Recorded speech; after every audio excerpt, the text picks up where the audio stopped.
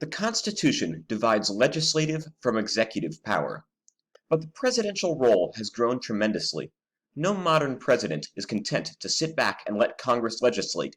Instead, through executive orders, the growing bureaucracy, and the expectation that presidents shape the drafting of laws, we have arrived at a place where perhaps it's fair to say there are two branches that legislate. First, a note on terminology. We use specific words for actions taken by different branches. Congress is the only branch that passes legislation. We would say that Congress can pass a law, or if it reverses an old law, it repeals it. When it comes to presidential actions, presidents issue executive orders, or revoke an order. They do not pass orders. Executive agencies, the bureaucracies in the lower part of the executive branch, make rules, not laws. Technically, they promulgate a new rule. Promulgate. Under President Biden, the Center for Disease Control tried to promulgate a rule halting evictions of renters. It's also acceptable to say that these agencies issue a rule. To end or reverse a rule is to rescind it. So an executive order is a policy statement by the president, founded on his Article 2 powers, or other powers, that has the same effect as law. The most famous executive order in history is, of course, the Emancipation Proclamation, which freed many of the slaves in the Civil War without the slightest input from Congress. We'll examine this order in some detail, as it shows that just as executive orders can be sweeping, this one freed approximately 3 million African Americans from bondage, they also have some crucial limitations. Executive orders don't just come out of nowhere. They have to be rooted in some executive power. In this case, it was Lincoln's commander-in-chief power, his power to preserve the Union, and the order was always defended that way, not as an instrument for freedom, but as an instrument for military victory. It was an indisputed law of war that any material goods that might be useful to an army, weapons, supplies, might be confiscated. If slaves were property, the logic went, they were, after all, property that had been very useful to the Southern war effort for manual labor, building fortifications. Military strategy dictates that we deprive the South of this source of labor.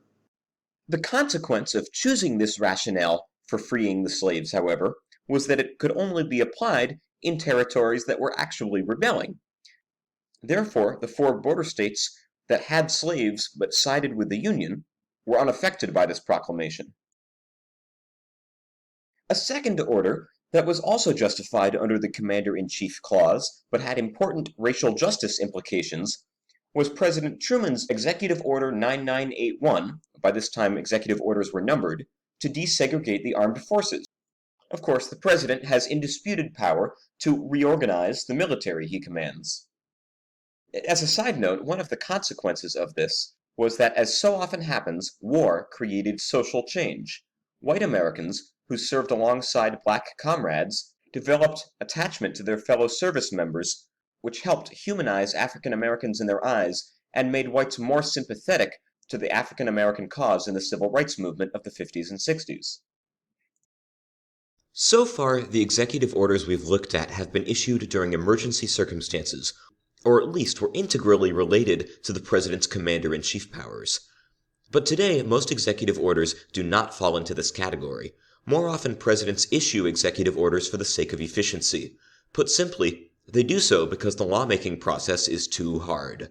The need for the House, Senate, and President to agree before a law can be passed is already a demanding hurdle. But both houses also have internal rules and procedures that make legislating even more difficult, such as the Senate filibuster. Most political scientists agree that if we consider rules like the filibuster, the United States has among the highest, if not the highest, number of veto points of any modern democracy. Nonetheless, presidents are expected to make progress on policy and fulfill their campaign promises. Thus, executive orders become an appealing way of bypassing Congress. Let's take immigration reform as an example. For decades, America has confronted the problem of the so-called dreamers. Children who were brought into the United States by their families at a young age grew up in the country but are not legal residents and may be deported. Many Americans believe it would be cruel to deport people who were brought by their parents. and thus bear no blame for their own illegal status, especially since they may have no ties to the country where they are technically citizens. Congress kept trying to reform the system to grant these dreamers some sort of legal status, but never succeeded. In 2010, the House passed the DREAM Act, but it died in the Senate on a 55-41 vote. Note the filibuster at work here. Even though the bill had majority support, it could not reach the 60-vote threshold to cut off debate. Then, in 2013, the Senate passed reforms of its own. This time, the House killed the bill. A majority of the House supported the bill, but it never got to an up or down vote, because Republican Speaker John Boehner never brought the bill to the floor. He prevented a vote due to the Hastert Rule, a House precedent that a Speaker will only allow a vote if a bill is supported by a majority of the majority party, not just a majority of all members. Notice that in both cases, a majority of both houses favored immigration reform, but various internal rules blocked the bill. Finally, congressional inaction led to a presidential response. On November 20, 2014, Barack Obama issued several orders protecting certain categories of aliens from deportation. One of those orders was called DACA, Deferred Action for Childhood Arrivals. Originally, the president's orders promised around 5 million people protection from deportation, though later changes and court challenges brought that number down to around 800,000 people in practice. By the way, these weren't official executive orders, so they don't have a number. They were called executive actions, whatever that means. But same thing. The important point is that we have a president using legislative-type power without action from Congress. As a side note, Saturday Night Live did a fantastic skit based on the I'm Just a Bill song in Schoolhouse Rock mocking this whole process, and you should absolutely watch it. Link in the description. How did President Obama justify DACA? He said that a failure of Congress to act required the executive to step in and fill the gap.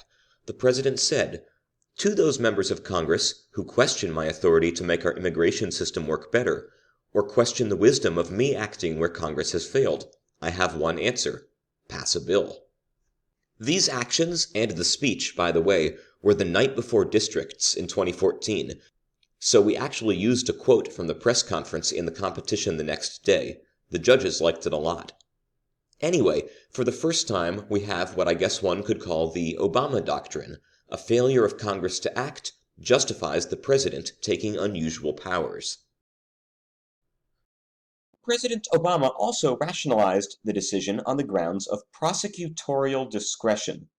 That is, it's inherent in law enforcement that one picks and chooses priorities based on limited resources. You can't enforce all the laws all the time. If the ICE came across one harmless elderly abuela minding her own business whose immigration papers were fishy, and it decided to look the other way and focus on more important targets, no one would question the legality of that determination. Prosecutors and executives make decisions like that every day.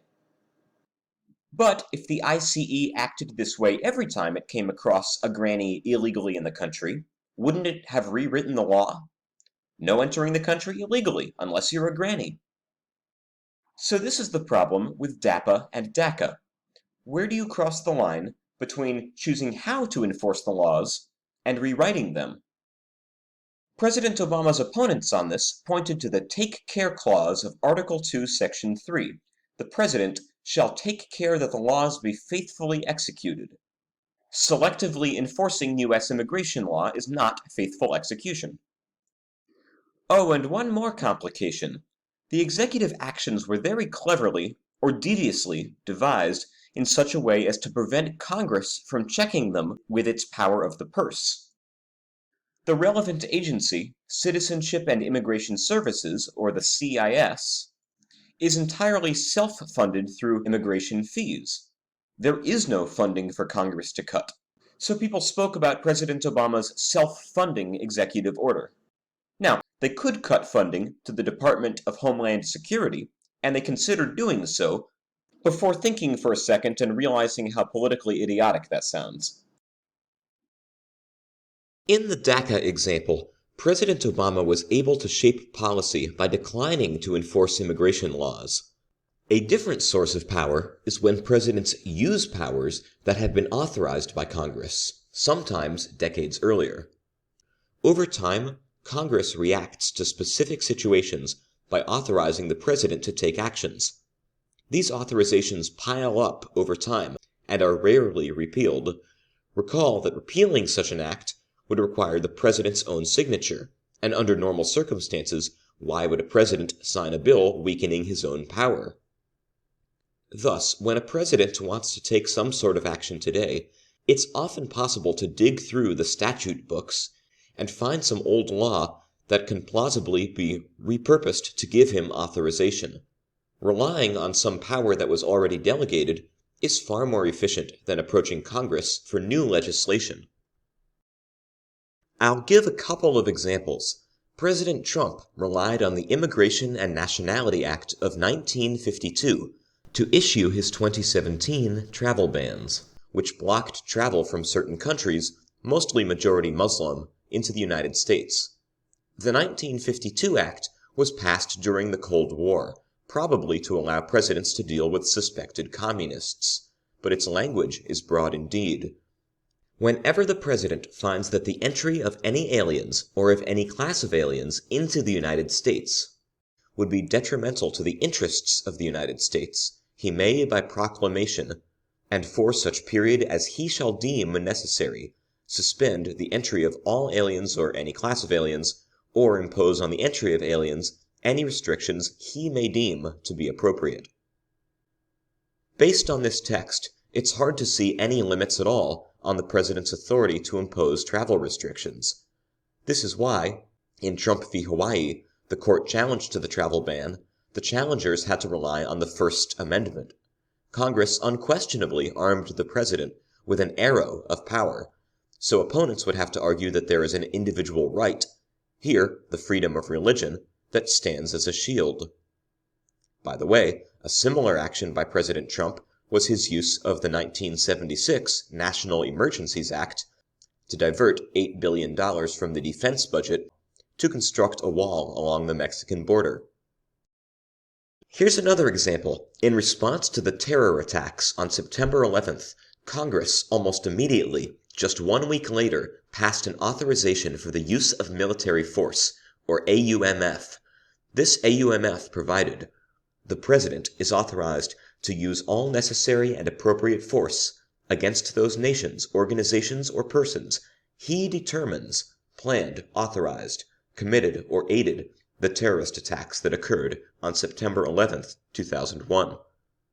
This is sweeping language, owing in part to the trauma and terror of the historical moment. Decades later, and every president since has relied on this AUMF to conduct deployments and airstrikes in various countries.